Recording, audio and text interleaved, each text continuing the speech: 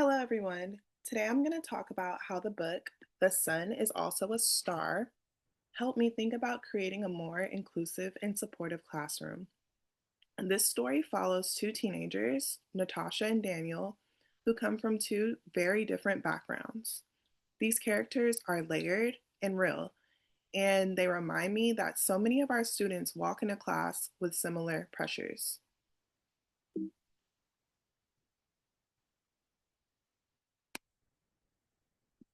Natasha is Jamaican. Her family moved to the United States when she was a child, but she does not have an American citizenship. So she is facing deportation with her family because her father was pulled over for driving under the influence.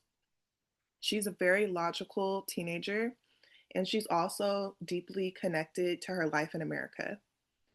She's also really determined to do anything she can to stay in New York, whether it's going every day to the immigration office or calling different lawyers to help her stay. She also reflects on how she doesn't have a connection with her Jamaican roots, but the place she does want to belong to no longer will accept her.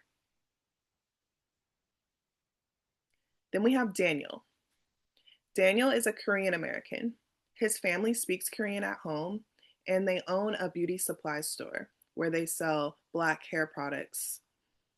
He's trying to balance his parents' expectations of him becoming a doctor, but he has his own dreams of becoming a writer. This causes tension between what he wants for himself and what his parents want for him. He also feels the pressure to represent his entire family, especially as the younger son who is expected to bring pride to his parents through his career. This tension is something that many immigrants and first generation students experience. Both of these characters are navigating their nuanced identities with family pressure and also fitting in at school and in their communities.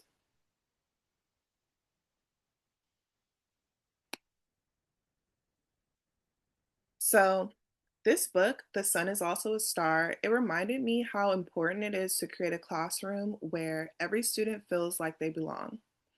In art class, I give students space to tell their own stories. I include artists from a range of cultures and backgrounds, and this helps students see their own identities reflected in the curriculum.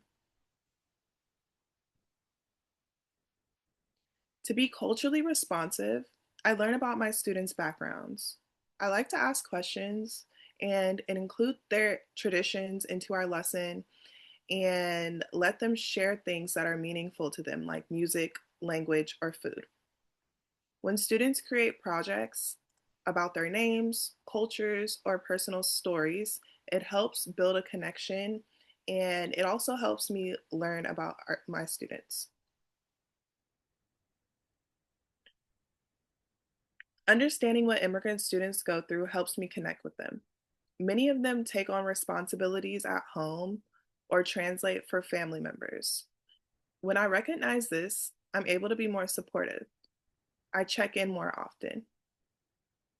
And I think it gives me a great way to communicate with families that's respectful and accessible.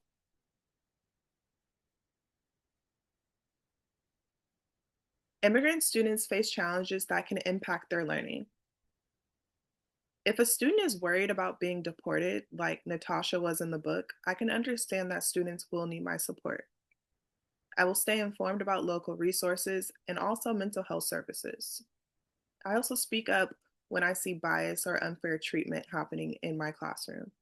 Students need to know that they are safe and supported in the art room.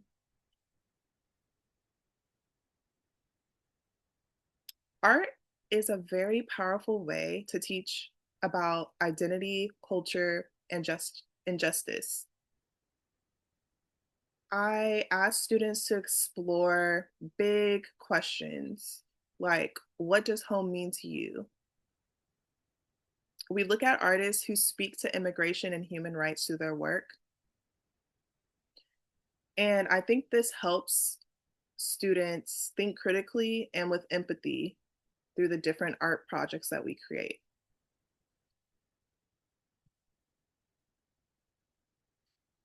Reading this story helped me grow as a teacher. It reminded me to listen more and continue to stay curious about my students' lives outside of the classroom.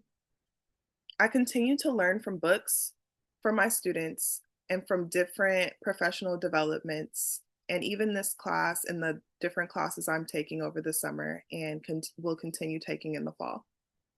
The more I learn, the better I can support every student who walks into my classroom, and that is my ultimate goal.